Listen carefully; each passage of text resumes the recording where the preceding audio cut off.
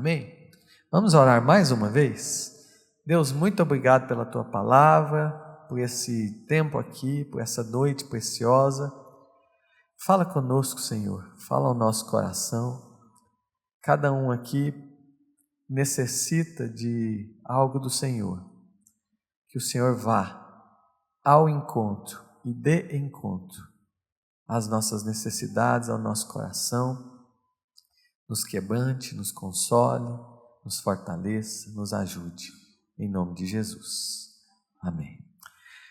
Abra a palavra de Deus, um texto muito conhecido, 1 Reis, capítulo 19. 1 Reis, capítulo 19.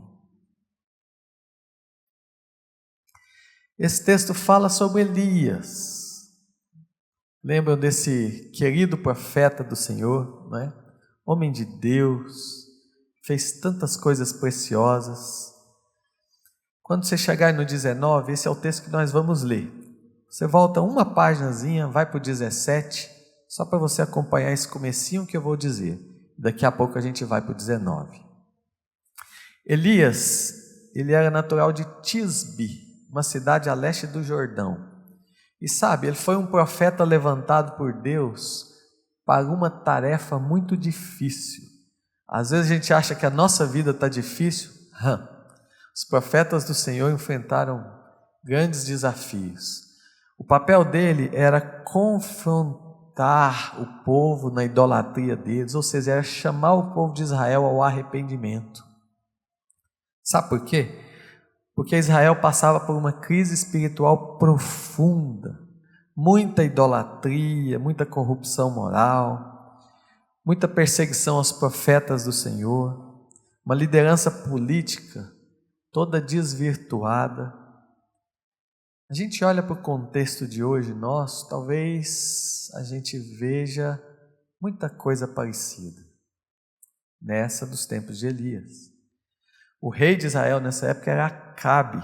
Se você olhar aí no finzinho do capítulo 16, lá fala que Acabe, versículo 30, fez o que era mal aos olhos do Senhor mais do que todos os reis que vieram antes dele. Ele serviu a Baal e o adorou. E ele também fez um poste a Deus Azerá, de maneira que ele cometeu mais abominações para irritar a Deus, o Deus de Israel, do que todos os reis de Israel que vieram antes dele. Portanto, o contexto ali era terrível. E Elias foi chamado por Deus para ser um profeta para confrontar o povo, chamar o povo à realidade de novo espiritual. E Elias fez muita coisa, não é? Comecinho do capítulo 17, aí já a gente vai entrar no que é o nosso tema de hoje, vocês vão entender certinho. Comecinho do capítulo 17, Deus manda Elias falar logo com o rei Acabe, dizendo: Acabe, não vai haver chuva por um bom tempo. Parece uma coisa boba, mas não é. Sabe por quê? Porque eles serviam Baal, e Baal era o deus da chuva. Eles acreditavam que Baal era o Deus responsável por manter a fertilidade da terra, por mandar chuva dia após dia, fazer as plantas crescerem, trazer o alimento para eles. E quando Elias fala assim, o Senhor mandou dizer que não vai ter chuva por um bom tempo, em outras palavras, Deus estava dizendo: eu vou me manifestar mostrando quem é o verdadeiro Deus. Eu sou soberano. Baal não tem poder. Eles podem clamar a Baal que eles não vão conseguir fazer chover.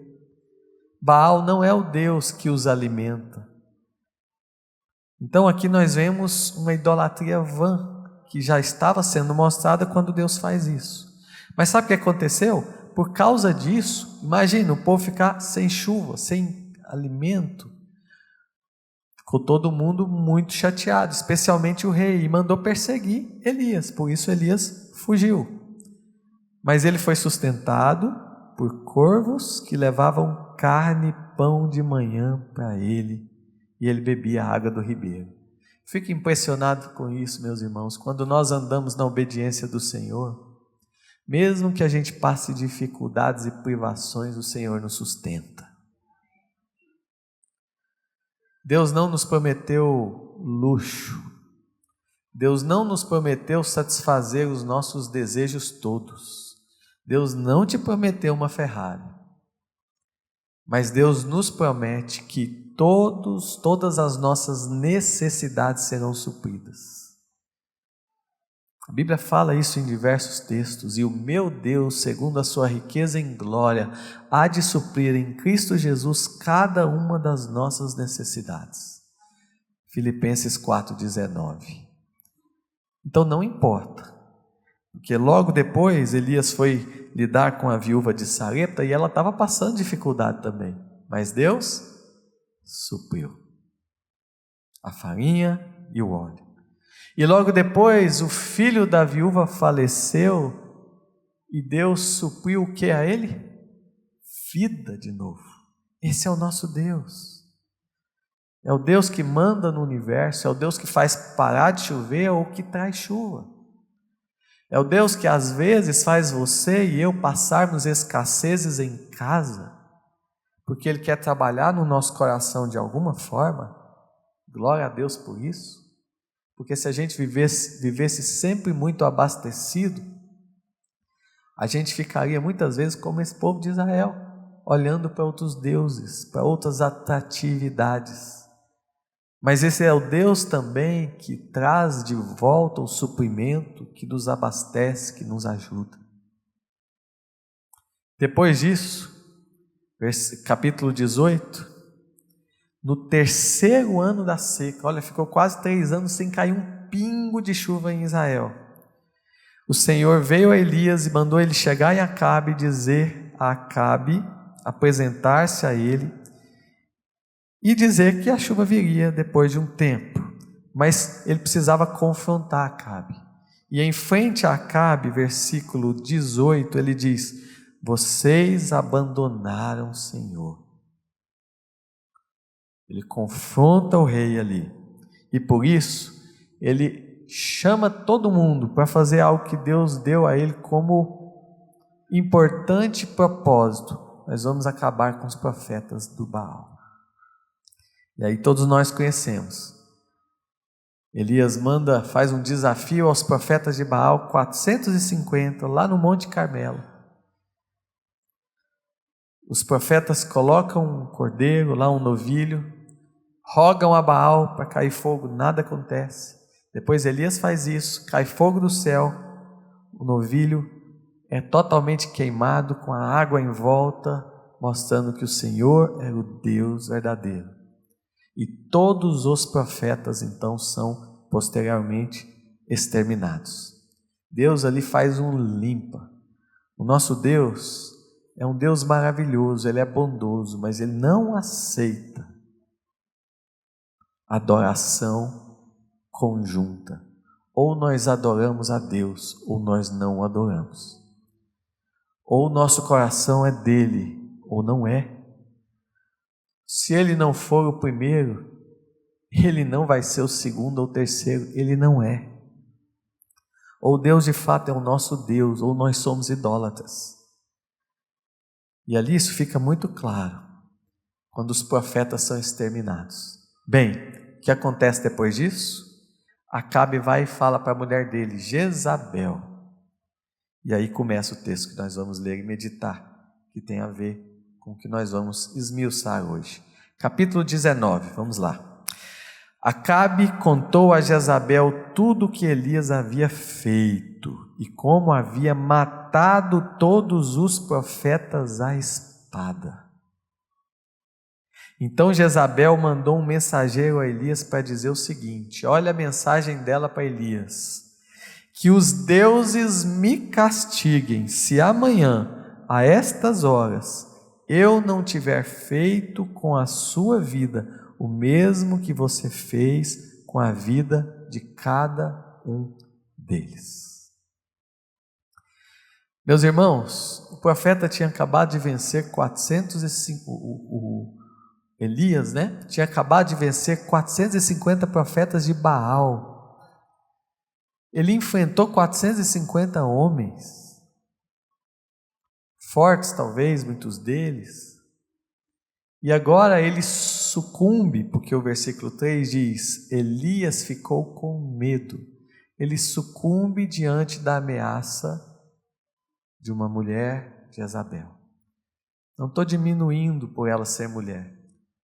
Só estou dizendo que é admirável a gente perceber que uma hora aquele grande profeta que encara um desafio gigantesco com quase 500 homens, agora tem medo de uma pessoa. O que será que fez Elias realmente ficar com medo? Será que foi só essa ameaça da Jezabel? Se a gente continua a ler o texto, a gente vê que Elias foi para o deserto, que ele sentou embaixo de uma árvore, que ele dormiu. E aí a gente começa a perceber que, na verdade, aquele grande profeta de Deus estava cansado, pressionado, se sentindo sozinho, com medo. E a gente para olhar para a nossa vida e muitas vezes a gente se vê nisso, não é? Sabe, às vezes eu recebo pacientes que me dizem assim: doutor, eu não sei por que eu estou ansioso assim, eu nem sou uma pessoa tão ansiosa, mas anda me dando uns brancos na mente, sabe? Eu me sinto tão cansado, parece que um cansaço que não para nunca. Eu não sei dizer, mas eu estou mais irritado, eu estou mais explosivo ultimamente. Minha mulher reclama, o meu marido reclama, que eu estou dando paulada em todo mundo com as palavras. Eu não estou com a mesma disposição mais para trabalhar. Eu não estou com a mesma disposição mais nem para servir na igreja. O que está acontecendo comigo? Afinal. E talvez essa é a ideia. Está acontecendo com você o que está acontecendo, ou o que aconteceu com Elias. Um homem de Deus que enfrentou tantas coisas pesadas e coisas que foram se acumulando ao longo do tempo, que chega uma hora que ele esmoreceu. Então, o que aconteceu quando Jezabel ameaçou Elias foi só o pico do monte, foi só a ponta do Everest, foi só um final que fez cair ou esmorecer alguém que estava tentando resolver tantas coisas e se viu sozinho nessa estrada. Já se sentiu assim? Quando você olha para a sua vida, você fala: puxa, eu carrego tantos fardos, eu cuido das coisas lá de casa, eu tenho que trabalhar, eu tenho que dar conta dos meus filhos, eu não durmo direito muitas vezes, ainda passo dificuldades financeiras, mas domingo eu tenho que pôr um sorriso na cara e fingir que está tudo bem lá na igreja. E quando a irmã me pergunta, ou o irmão me pergunta: está tudo bem? Eu falo: está tudo bem. Mas eu sei o que eu tenho passado lá em casa, eu sei o que eu sofro, eu sei o que eu choro lá no chuveiro para ninguém ver. Às vezes essa é a realidade que muitos de nós já sofremos, ou ainda estamos sofrendo, sabe? Não é porque somos homens, e aqui eu falo conosco homens, que a gente não enfrenta essas coisas também. Eu já recebi homens que no consultório desabam quando percebem o acúmulo de peso em cima de si mesmos. E aí vem uma mensagem importante para nós, meus irmãos. Todos nós, mesmo sendo cristãos, estamos susceptíveis a passar por essas coisas. Ninguém de nós é super-herói. O texto lá de Tiago 5,17 diz que Elias era um homem como nós, sujeito aos mesmos sentimentos. Mesmo os homens de Deus mais consagrados ficam tristes, às vezes desanimados, às vezes angustiados. Lembram de Jesus no Getsemane? Todos nós estamos susceptíveis, mesmo sendo cristãos de verdade. Eclesiastes 9:2 diz que tudo sucede igualmente a todos, ao que teme ao Deus e ao que não teme, ao que dizima e ao que não dizima. A nossa diferença é que nós temos Jesus do nosso lado, é que nós temos o Senhor no barco conosco. Mas nós somos susceptíveis a enfrentar dificuldades mesmo, faz parte. Ou seja, nem toda crise, até espiritual, provém de falta de fé, sabia? Outras questões podem nos afligir. Eu quero levar você a pensar um pouco sobre isso hoje. Bem, Elias ficou com medo, ali uma mistura de ansiedade talvez, ou medo mesmo, de desânimo, de cansaço, de tristeza. Você pode pensar, não fale em ansiedade para mim, porque a Bíblia, quando fala de ansiedade, ela mostra que a ansiedade é um pecado. Depende. Nem toda ansiedade é um pecado, meu irmão, minha irmã, assim como nem todo medo é um pecado. Todos nós precisamos de um pouquinho de medo para nos autoprotegermos, sabia? Sem medo nenhum, a gente atravessa a rua aqui sem olhar para os dois lados. Um pouquinho de medo nos preserva. O que a gente não pode é morar no medo. Por isso, quando eu estiver com medo, hei de confiar em ti, disse o salmista. Um pouquinho de tristeza, a Bíblia fala, faz bem ao coração. Sabe por quê? Porque nos torna mais reflexivos, nos faz mais pensar nas coisas da vida. A gente só não pode morar na tristeza, até porque o fruto do Espírito é alegria. Um pouquinho de ansiedade não é pecado. Um pouquinho de ansiedade nos levanta da cama de manhã, nos faz nos preparar melhor para as coisas que hão de vir. Por exemplo, você vai apresentar um trabalho na faculdade, você vai ministrar alguma coisa aqui na igreja, dá aquele friozinho na barriga, não dá? Isso vai te ajudar a se preparar melhor, não vai? Essa ansiedade é boa, é fisiológica, é benéfica. Agora, quando a ansiedade nos paralisa, aí já é um problema, ela precisa ser tratada. Quando o desânimo está nos levando para o caminho de ficarmos estagnados, aí ele precisa ser remediado. Então, você pode olhar para a sua vida e pensar assim, eu fico desanimado às vezes, verdade. Às vezes eu fico ansioso. Mas olha, eu estou notando que ultimamente eu estou ficando com muito medo, um medo esquisito. Ultimamente eu estou notando que eu estou muito desanimado, eu não tenho mais vigor para fazer as coisas. Ultimamente eu tenho notado-me mais triste, sabe? Aquele brilho nos olhos que eu tinha para isso, eu não quero mais. Parece que eu nem quero ver as pessoas. Parece que eu vou à igreja, chego depois, sento no meu cantinho, saio antes de acabar o culto. Tem coisa errada. Assim como estava com Elias também. Quando isso começa a acontecer conosco, é um alerta. É o nosso corpo, a nossa mente dando um sinalzinho, acendendo a luzinha vermelha, dizendo assim, está na hora de a gente cuidar. Está na hora de a gente buscar ajuda. Continuando o texto, Elias ficou com medo, levantou-se, para salvar sua vida se foi e chegou a Berseba, que pertence a Judá. Deixou o servo dele ali, ele sempre andava com o servo, e ele foi para o deserto. Elias para o deserto, caminhando o dia inteiro. Quando ele chegou no deserto, ele sentou-se debaixo de um zimbro, um pé de meia altura, com muitas folhas, né? E aí diz o texto que ele sentiu vontade de morrer. E a gente pensa, meu Deus, uma pessoa cristã, um servo de Deus com vontade de morrer, é coerente isso?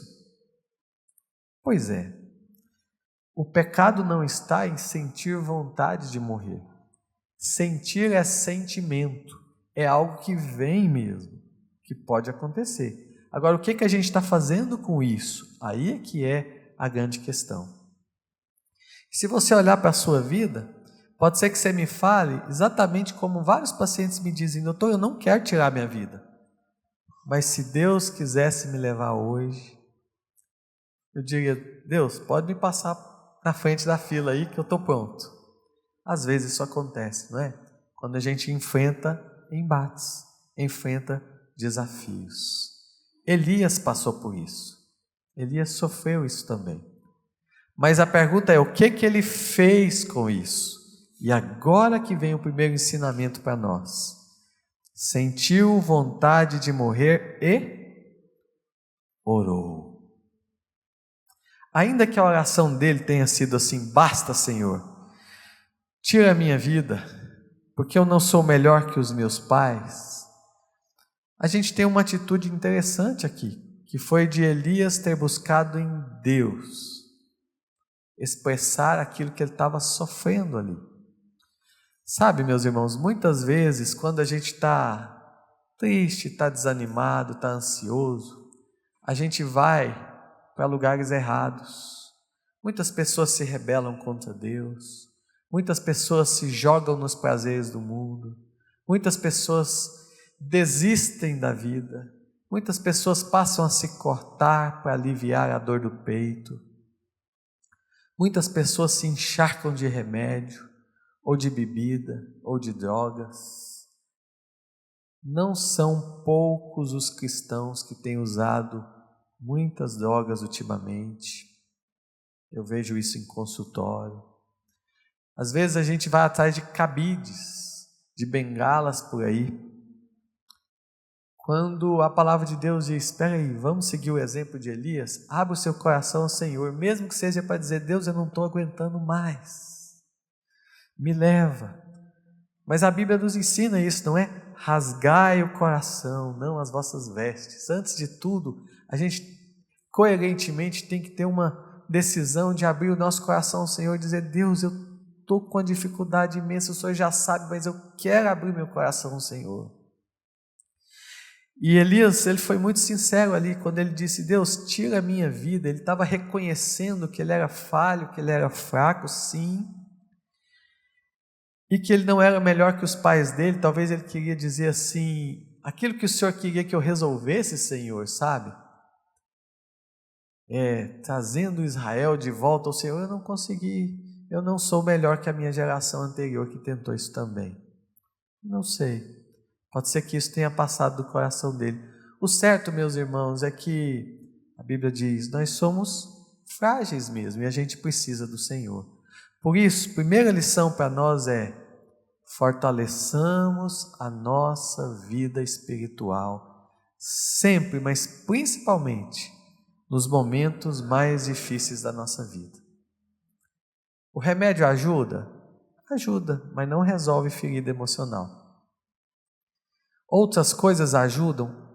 Pode ser que sim, mas a base de tudo, a base da boa saúde emocional é a boa saúde espiritual.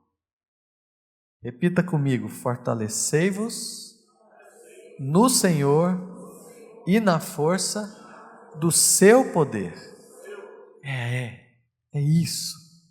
E aí eu pergunto para você, então, já que estamos falando de saúde espiritual, qual é a primeira coisa que você faz quando você abre os olhos pela manhã? Muitos de nós vai logo para o celular, não é? Para ver os posts, para ver as curtidas, para ver os vídeos, para ver as notícias. Alguns de nós vai para a academia, cuidar do corpo. E outros de nós muta ali o despertador, dorme mais um pouquinho para esperar o segundo, e depois o terceiro, e levanta em cima da hora e sai correndo para não atrasar para o compromisso. Davi e Jesus não faziam assim. Vários textos da palavra de Deus dizem diferente. Davi disse: de manhã eu apresento, Senhor, a minha oração a Ti e fico aguardando.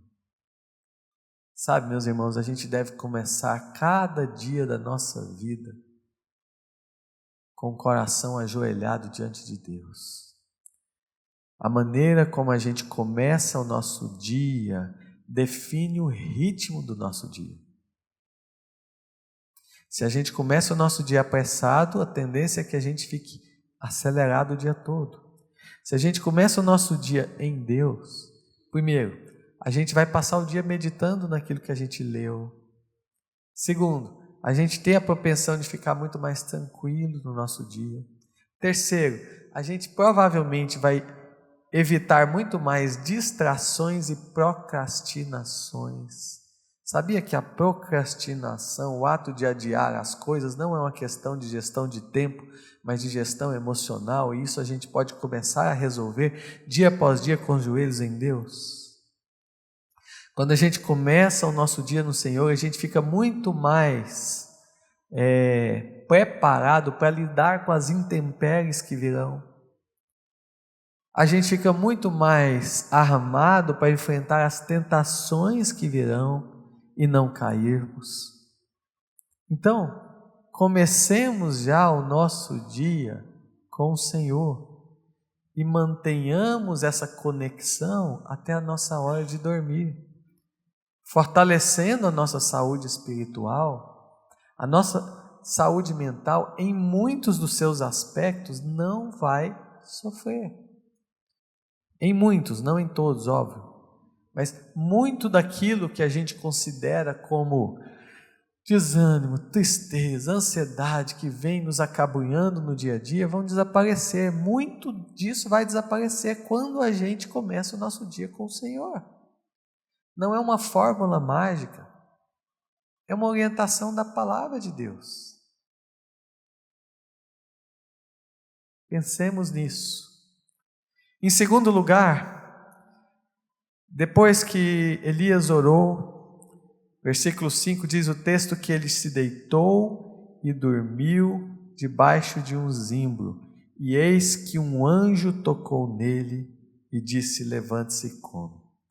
Um anjo tocou nele. Fico encabulado com isso aqui, olha. Elias estava enfraquecido mentalmente, enfraquecido emocionalmente, e Deus não aparece para ele dizendo: ô meu filho, não, para com isso, para de frescura. Deus não aparece repreendendo ele. Deus não aparece dando uma aula de teologia para ele. Deus manda um anjo para ajudá-lo, para auxiliá-lo. Meu irmão, minha irmã, quando a gente está enfraquecido, a gente precisa de ajuda. Não é colocando um band-aid na nossa ferida emocional e fingindo que nada está acontecendo, que as coisas vão se resolver, porque o tempo não cura a ferida emocional. O tempo só aumenta a infecção. A ideia é, quando nós estamos feridos, enfraquecidos, a gente se valer da ajuda daqueles que se fazem irmãos para nós. Quer ver? Quando Jesus estava ali no Getsêmani, o que é que Jesus pediu aos discípulos? Venham orar comigo. Jesus queria a ajuda deles ali, queria-os junto com ele. E os discípulos dormiram. E aí o que Deus fez? Mandou um anjo para consolar Jesus. Quando a palavra de Deus fala assim, aconselhai-vos uns aos outros, ela está dizendo, nós precisamos uns dos outros. Olha para o seu irmão aí do lado e fale assim, eu preciso de você. E você precisa de mim. Nenhum homem é uma ilha, já dizia o poeta, o pensador.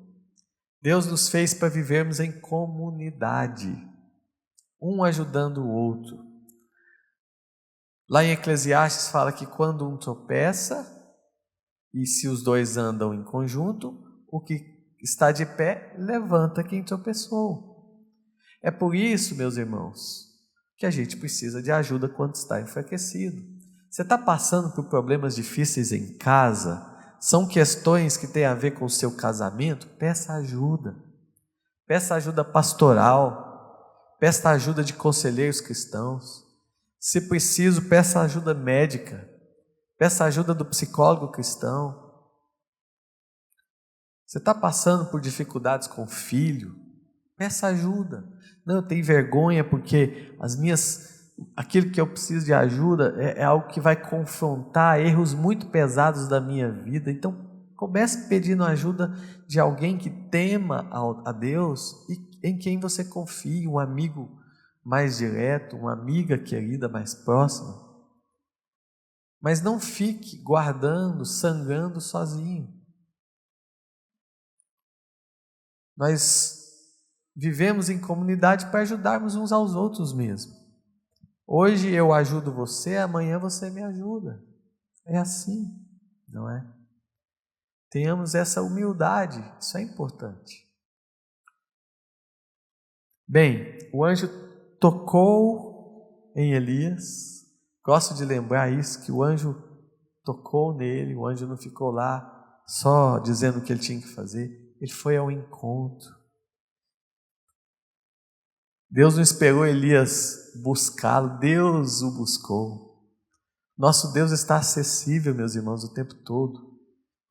Nós temos o Espírito Santo no coração para nos aconselhar, para nos guiar, para nos ensinar, para nos corrigir, para nos admoestar. A Bíblia fala num texto lindo assim, instruir-te-ei e te mostrarei o caminho que deves seguir, e sob as minhas vistas eu vou te aconselhar. Deus dizendo para nós temos um maravilhoso conselheiro dentro de nós para nos ajudar. Por isso que os nossos joelhos precisam se dobrar. Mas depois disso, o que aconteceu? Elias dormiu, né? O anjo acordou e disse a ele: levante-se e coma. O que Deus fez com Elias ali? Antes de Deus mandá-lo para a guerra, mandá-lo para o próximo desafio, antes de Deus mandá-lo para o trabalho, antes de Deus mandá-lo para o ministério, antes de Deus mandá-lo para aquilo que ele tinha para Elias, o Senhor cuidou dele. Olha o que o anjo levou. Levou pão assado sobre pedras em brasa, pão quentinho e água no jarro. Olha o cuidado saboroso de Deus. Olha como Deus se importa comigo e com você. Você acha que você está sozinho debaixo do zimbro? Tá não. Deus está com você o tempo todo. E ele coloca o pão e a pedra e o jarro d'água perto da cabeça de Elias. É para Elias nem ter o esforço de ter que sair procurando onde é que Deus escondeu. Deus leva para ele e entrega: meu filho, isso é o meu mimo para você, eu estou cuidando de você. Você acha que você está sozinho? Que você estava sozinho contra os 450 profetas de Baal? Você acha que você está sozinho com a mulher que te ameaça, embora ela seja a mulher do rei? Você acha que você está sozinho nas batalhas? Eu estou com você, cuidando de você, te sustentando. Não se esqueça disso, meu irmão, minha irmã. Mas tem uma riqueza aqui importante. A gente precisa, antes de ir para a batalha, cuidarmos daquilo que Deus quer que a gente se cuide. Elias dormiu, Elias se alimentou, Elias bebeu água. Não é errado nós cristãos cuidarmos bem do nosso corpo. Pelo contrário, como bons dispenseiros, como bons mordomos, nós devemos cuidar bem de todo o nosso ser. Todo. A Bíblia fala em 3 João, assim, eu desejo que a sua saúde esteja boa, quanto está boa a tua alma.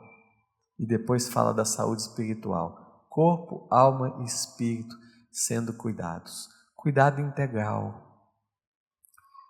Nós fomos comprados por preço, meu irmão. Agora nós devemos glorificar a Deus com o nosso corpo, diz a palavra de Deus. Você tem cuidado do seu corpo para a glória de Deus? Não é com vaidade, mas também não é com desleixo. Você tem feito os check-ups anuais? Você tem feito exercícios físicos que melhoram muito a nossa saúde mental, emocional e física. Não é luxo fazer exercício, é um cuidado com o templo do Espírito Santo. Você tem cuidado com a sua alimentação? Eu até te faço uma pergunta: por que você come o que come? Por que que a gente come o que come? Por que que a gente faz as escolhas de comer isso e não aquilo? Já viram que geralmente a gente se baseia no nosso prazer? Não, eu gosto mais de picanha do que de alface, então vou comer a picanha. Eu vou no chocolate por causa do prazer que o chocolate... Não é assim que a gente escolhe muitas vezes? Alguns de nós escolhem comer também para aliviar as dores emocionais ou para preencher os vazios. Olha que riqueza a palavra de Deus. Ela diz assim: quer comais, quer bebais, façais tudo para a glória de Deus. Então, meu irmão, minha irmã, até a nossa mesa tem que adorar o Senhor. Antes de tudo, a nossa mesa tem que ser um altar. Quando a gente come, quando a gente se alimenta, pensando em glorificar o Senhor, a gente coloca para dentro de nós alimentos saudáveis. Isso vai ser benefício para o nosso corpo, vai ser mais frutos para a obra de Deus, vai ser mais glorificação para aquele que nos criou. Então, vivermos nesse equilíbrio de cuidar bem do corpo, fazer exercícios, escolher bem o que comer, fazer os nossos check-ups, dormir bem. Isso é uma forma de nós estarmos glorificando o Senhor. Não dá para eu dormir, eu preciso dormir pouco, porque quanto mais eu trabalho, mais eu frutifico, até para Deus, isso é muito bom. Olha, o Senhor deu um mandamento para a gente trabalhar 6 dias, descansar 1. E em vários outros textos o Senhor nos chama ao descanso. O descanso, meus irmãos, é tão importante quanto a proatividade. Quando nós descansamos, nós estamos dizendo ao Senhor assim: Deus, eu confio que até no meu descanso o Senhor está trabalhando por mim. Eu confio que, mesmo eu agora parando o que eu estava fazendo, alguma tarefa necessária para repor as minhas energias, o Senhor está comigo, suprindo aquilo que eu não consigo fazer pelas próprias mãos. Ou seja, nós trabalhamos no ordinário, Deus trabalha no extraordinário. O sono, meus irmãos, é muito importante para nós. Muito mais do que só para revigorar o nosso corpo. O sangue é um faxineiro, sabia? Pela neurociência, quando a gente dorme bem, o sono limpa a nossa mente de um punhado de toxinas, radicais livres, células mortas, abaixa o cortisol, diminui a ansiedade, diminui o medo, a irritabilidade, aumenta o ânimo. Vejam como é um remédio natural. Dormir bem, em paz me deito e logo pego no sono, porque Tu, Senhor, só Tu me fazes repousar seguro. Jesus não tinha medo de dormir. Mesmo com o barco quase sendo quebrado, ele estava confiante no Pai. Quando a gente dorme, a gente está dizendo ao Senhor: Deus, eu estou desligando de tudo, sem saber o que vai me acontecer ao redor, mas eu sei que o Senhor está me guardando, eu sei que o Senhor está cuidando de mim, está me sustentando. E mesmo tendo um tanto de desafios amanhã, Pai, eu vou dormir agora, tranquilo, porque eu sei que amanhã é outro dia, e amanhã o Senhor vai trazer o maná que eu preciso para o meu sustento. O Senhor vai trazer a provisão que eu preciso para as minhas necessidades, quer sejam elas financeiras, físicas ou até mentais, emocionais, espirituais. Por isso a Bíblia fala para nós descansarmos do Senhor, entrar no descanso dele. Esforçai-vos para entrar no descanso do Senhor. Bem, depois que então Elias foi recuperado, ele então caminhou 40 dias e 40 noites até Horebe, o monte de Deus, o monte Sinai, versículo 8. Elias estava recuperado fisicamente, que bom, não é? Elias tinha orado, Deus estava trabalhando com ele espiritualmente, mas havia uma área da vida dele que não estava recuperada ainda. A parte emocional, mental, coração de Elias. Versículo 9, ele entrou numa caverna. Isso fala para a gente alguma coisa, não fala? Quando a gente está muito cansado, quando a gente está muito estressado, quando a gente está muito triste, a gente não procura as cavernas da vida para nos escondermos. A gente não procura ficar quietinho, a gente não quer o silêncio, a gente não quer o isolamento muitas vezes. Um dos sintomas, inclusive, da depressão é a busca pelo isolacionismo. Elias entrou numa caverna e ali ele passou a noite inteira, mas o Senhor não desistiu dele. De novo o Senhor foi até ele e disse: Elias, o que você está fazendo aqui?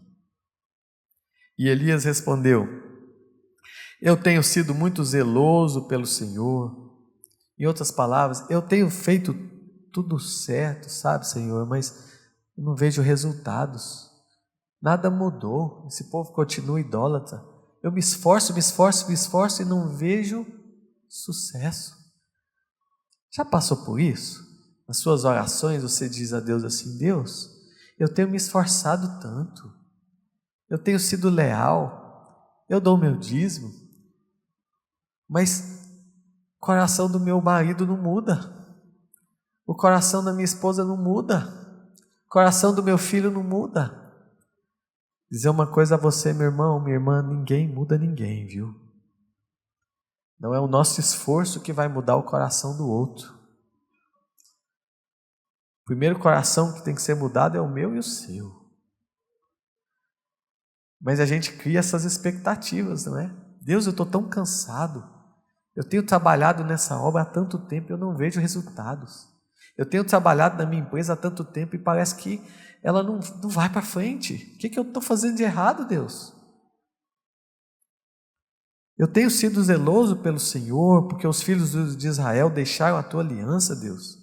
Eles derrubaram os teus altares, mataram os profetas à espada. Só fiquei eu, Deus. E eles estão querendo me tirar a vida.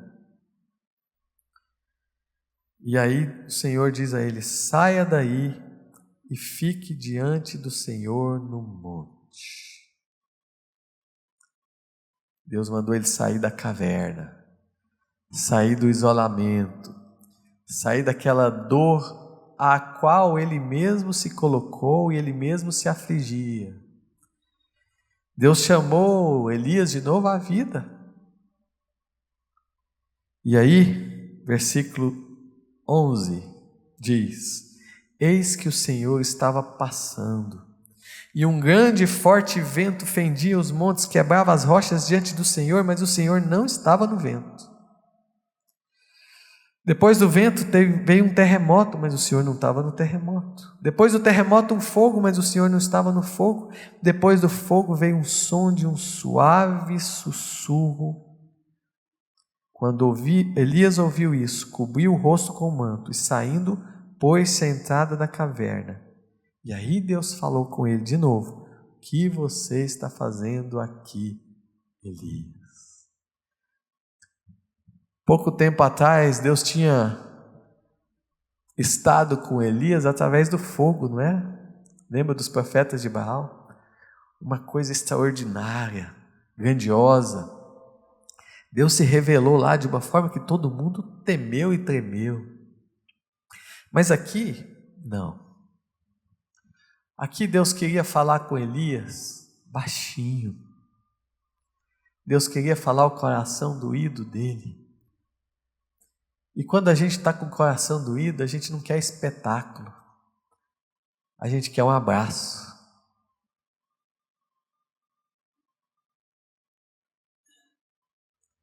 A gente quer alguém que chegue e diz: eu estou com você, mesmo não entendendo o que aconteceu. Quando a gente está sofrendo, a gente quer ouvir a voz do Senhor, dizendo ao nosso coração, sussurrando assim, ó: ei, eu sei o que eu estou fazendo, confia em mim. Quando a gente está sofrendo, a gente muitas vezes só quer que o Senhor acalme as nossas angústias através de uma ação que aí fora não consegue ver, mas aqui dentro a gente consegue sentir. Meu irmão, minha irmã, nas minhas dores maiores da vida, e eu já passei por muitas bem profundas, o que me consolou não foram as vozes e gritos lá de fora. Foi aquele calor que Deus me fazia sentir quando eu derramava minhas lágrimas sinceras perante Ele. Quantas vezes eu me lembro disso? Eu orando ao Senhor, ajoelhado, janela aberta, tudo parado. E eu dizia: Deus, me consola agora, me dá um abraço, me ajuda. Fala alguma coisa ao meu coração. E vinha uma palavra de Deus ao meu pensamento, ao meu coração, exatamente trazendo aquilo que eu não tinha percebido antes, ou acalmando as minhas angústias. Sabe o que Deus estava fazendo aqui com Elias? Deus não estava de novo dando uma aula de teologia para ele. Deus não estava de novo repreendendo ele, porque ele estava com o coração ferido. Deus estava, claro, de forma firme, mas gerando uma intimidade maior com ele, e por meio desse sussurro, Deus estava consolando o coração ferido daquele servo. Porque Elias estava vindo de uma ferida do abandono, sentindo-se rejeitado pelo povo, pelo próprio povo dele, sentindo-se rejeitado pelo rei, ameaçado pela mulher do rei, estava se sentindo sozinho. Deus estava fortalecendo aquele coração, curando aquela ferida. É claro, meu irmão, minha irmã, que você pode buscar ajuda psicológica, e tem tantos servos de Deus que vão trazer uma palavra do Senhor a você. Mas lembre-se, nada substitui a sua intimidade com o Senhor, dia após dia. Nós cantamos aqui: tua voz me guia em meio ao fogo, na escuridão, tua palavra me conforta. É isso, sabe? Ou seja, quando a gente olha para Elias, a gente vê uma mente fixada na ferida, né? Elias, o que você está fazendo aqui? E Elias fala: Senhor, eu tenho sido zeloso. Depois Deus pergunta de novo para ele: o que você está fazendo aqui? Versículo 14, e ele fala: eu tenho sido zeloso. Ele não para de dizer que ele é fiel a Deus e as coisas estão acontecendo. Olha os pensamentos ruminativos de Elias. Elias fixado na dor dele, Elias fixado no que ele perdeu, não no que Deus estava fazendo na vida dele. Essa é uma coisa que a gente tem que prestar atenção, sabe? Às vezes os nossos pensamentos ficam ruminando nas coisas do passado, ruminando naquilo que a gente errou, ruminando nas coisas que estão acontecendo, e a gente fica pensando só no problema, pensando só naquela dor, pensando só naquela ferida, pensando só no que está machucando a gente, quando a palavra de Deus nos chama para ir em frente. Quando a palavra de Deus nos diz: esquecendo-me das coisas que para trás ficam, eu prossigo para o alvo. Sabe, quando Deus pergunta a Elias assim: Elias, o que você está fazendo aqui? Deus sabia onde Elias estava e sabia o que ele estava fazendo. Quando Deus pergunta assim para Elias, Deus não quer que Elias diz, Deus não está querendo que Elias responda, Senhor, eu estou aqui porque eu estou, sabe, não. Deus está perguntando assim, em outras palavras, Elias, como é que está o seu coração? Aonde ele está? O que te fez entrar na caverna? Deus estava chamando a atenção para que Elias percebesse aonde o próprio Elias estava se enfiando, em que ele estava gastando o tempo dele, ruminando as suas dores. Quando Deus pergunta para Adão lá no Éden assim, Adão, onde está você? Será que Deus não sabia onde Adão estava? Claro que sabia. Quando Deus pergunta isso lá, Deus estava perguntando, era assim, ó, Adão, onde é que está o seu coração agora? Por que você chegou a esse ponto? Onde você foi parar? É um convite à reflexão, é um convite aqui que Deus está fazendo a Elias a sair do enclausuramento emocional dele, porque a vida dele não parou por ali. Hoje, meus irmãos, eu atendi uma mulher do Rio de Janeiro e ela me disse assim, doutor, eu não entendo para que Deus está me mantendo aqui ainda, sabe? Eu já ajudei muita gente, mas eu não vejo mais propósito na minha vida. Eu não entendo. E só falando, só remoendo. E eu disse a ela, não fique perguntando por quê. Pergunte a Deus para quê. Tem coisa para frente se Deus está te mandando aqui ainda, te mantendo viva ainda. Deus ainda vai te usar, minha irmã. Não foque na sua dor nem no problema. Foque no propósito do Senhor. Você está enxergando o deserto que você está atravessando agora, que é um problema sério que ela está enfrentando. Mas o deserto acaba, ele é só um lugar de transição, ele não é uma morada. Deus tem um propósito que vai se cumprir depois na vida de cada um. Deus tem uma promessa. Aquele tempo ali, aquele inverno, ele precisa acontecer para a gente chegar na primavera. E é no inverno que a gente mais aprende. É ali que Deus nos amadurece para nos usar depois. Sabia que naquilo em que Deus mais vai te usar é justamente naquilo em que um tempo antes Ele vai te ferir? Presta atenção na Bíblia, como isso aconteceu com vários ali. Só que aquele Deus que permite a ferida é aquele Deus que a ata, diz a palavra. Então, em vez de a gente olhar para as coisas difíceis da vida com um olhar de fracasso, de vitimismo, a gente tem que olhar e pensar, Deus, está difícil, está doído, mas o Senhor está me amadurecendo, o Senhor está me ensinando e o Senhor vai me usar. Terminando o nosso texto. Então Deus disse a Elias, versículo 15, vá, volte ao seu caminho para o deserto de Damasco. Lá você vai consagrar, ungir esse, aquele outro.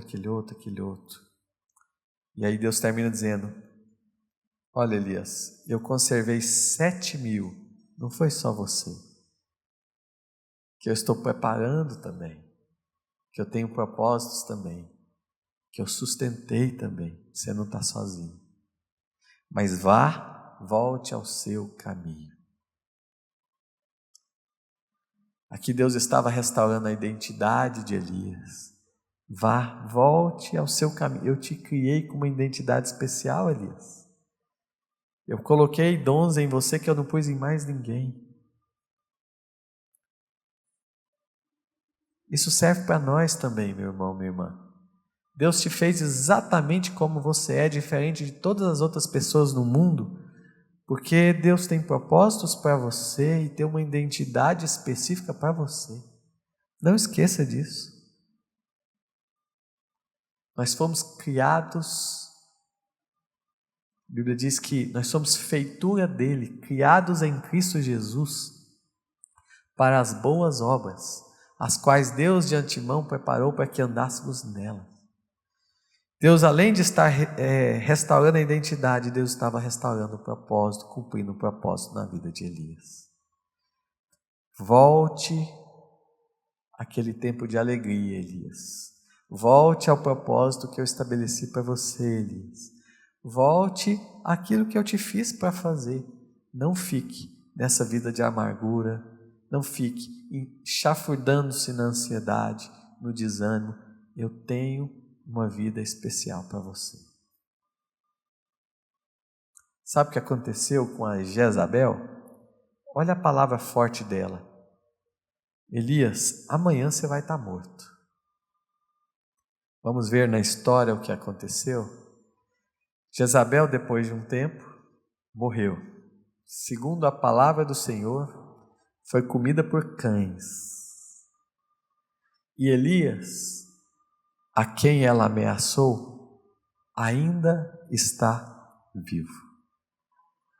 Ele não passou pela morte até hoje. As coisas que a gente sofre por aí não têm poder sobre nós, guardados pelo Senhor. Deus sim, mesmo quando Ele permite coisas difíceis, Ele faz para moldar o nosso caráter à medida do caráter de Cristo, para amadurecer a nossa vida, para nos preparar, nos tornar mais arrojados para o ministério, para aquilo que Ele quer cumprir através de nós.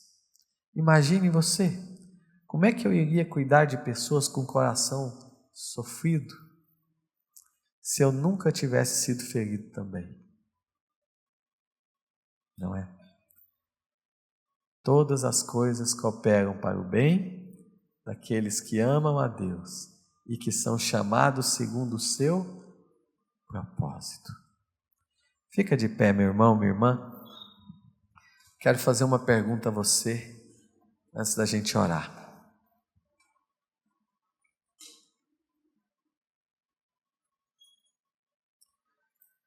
A pergunta é: o que você está fazendo aqui, hein?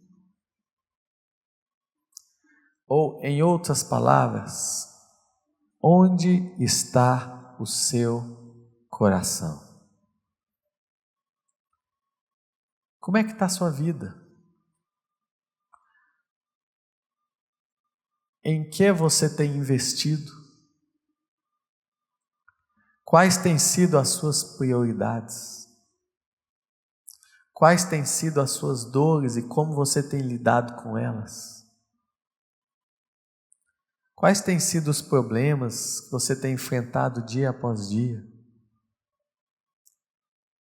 O que você tem pedido tanto a Deus em oração? E como que você tem lidado com a resposta ou não ainda dele? Onde está o seu coração? Você consegue, assim como Jó, adorar ao Senhor mesmo em meio à dor, à espera, ao desânimo, às vezes à ansiedade? Você tem conseguido caminhar para frente em vez de se perder nas cavernas da solidão e do desânimo, mesmo quando as coisas não andam como você queria? Você tem conseguido manter-se fiel ao Senhor, como Elias foi, mesmo quando os atrativos te chamam para fora? Onde está o seu coração? A Bíblia diz: guarda o seu coração, porque dele procedem as fontes da vida. Então, nessa noite, queria que você orasse aí, só com você mesmo, você e Deus. dizendo ao Senhor: Pai, o Senhor me conhece por inteiro. O Senhor sabe dos meus pecados, o Senhor sabe das minhas dores, das minhas dificuldades, dos problemas que eu enfrento. Mas não me deixe sucumbir, Pai. Não me deixe me perder nas cavernas do desânimo. Não me deixe morrer com medo, no medo. Não me deixe, Senhor, desanimar, perder a esperança da vida. Fortaleça-me, Pai, fortaleça a minha vida espiritual. Fortaleça, Pai, a minha vida emocional, a minha vida social. Me ajuda, Pai, com pessoas que possam me ajudar. Me ajuda a cuidar melhor de mim, Pai, da minha casa, do meu cônjuge, dos meus filhos. Ajuda-me, Pai, a não sair dos teus caminhos e a ouvir os sussurros do Senhor todo dia na minha vida. Muito melhor são os teus altares, intimidade com o Senhor, do que qualquer outro prazer nessa vida, fugaz, muitas vezes danoso. Peça a Deus, para Deus te ajudar a ser um cristão melhor, que anda com o Senhor todo dia, que busca a palavra do Senhor todo dia, que começa o dia com o Senhor e nele permanece.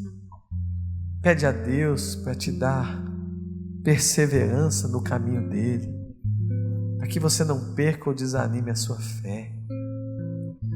Peça a Deus para fortalecer sua mente, suas emoções, e para que elas não fiquem escravas de sentimentos espúrios, mas que fiquem obedientes à palavra do Senhor. Peça a Deus para que você conheça os teus propósitos, para que você caminhe neles, e peça forças ao Senhor para cumpri-los. Há muitos corações aí fora que precisam de você. Peça a Deus para que você não saia do caminho, mas se sair, para que você volte com todo fervor e amor ao Deus que te criou. Senhor, nós te adoramos nessa noite, em espírito e em verdade, reconhecendo que o Senhor é o Deus da nossa vida, é o Pai que cuida de nós, é o Deus tão alto, tão sublime, tão distante, mas é o Papai tão perto, tão íntimo, que nos assiste nas nossas dores mais profundas, que conhece e se identifica com cada uma das nossas lágrimas, que já passou pelo que passamos e que está aqui para nos fortalecer, para nos consolar, para nos ajudar, para nos animar. Oh Deus, tem misericórdia de nós. Pai, o Senhor conhece a história de cada um aqui. Eu clamo ao Senhor nessa noite, que de forma muito íntima, com o sussurro poderoso da Tua voz, calmamente, o Senhor traga bálsamo ao coração de cada um aqui hoje. O Senhor traga esperança ao nosso coração, ferido muitas vezes. E Pai, nos ajude a não ficarmos presos naquilo que já passou, ou naquilo que ainda nos aflige, mas a olharmos para o Senhor, autor e consumador da nossa fé. Resolve, Pai, aquilo que nós não conseguimos. Organiza o nosso caos, modifica o nosso caráter duro, quebra o nosso orgulho, Molda o nosso coração, Pai. Faz o nosso coração parecido com o do Teu Filho. E Deus, nos ajuda a avançarmos, não ficarmos presos nas coisas daqui, nem nos nossos sentimentos, mas a avançarmos olhando para o Senhor. Usa a vida de cada um aqui, Pai. Usa frutiferamente, para que, como servos amados Teus, obedientes ao Senhor, ao chamado que o Senhor tem para cada um, levemos o Teu amor à vida de tantos que precisam. Consola o nosso coração, Pai, mas também nos faz consoladores. Fortaleça a nossa mente, Pai, o nosso espírito, mas também nos ajuda a fortalecermos aqueles que estão caídos ou precisando. Abençoa cada um aqui, cada família, Pai, em nome de Jesus.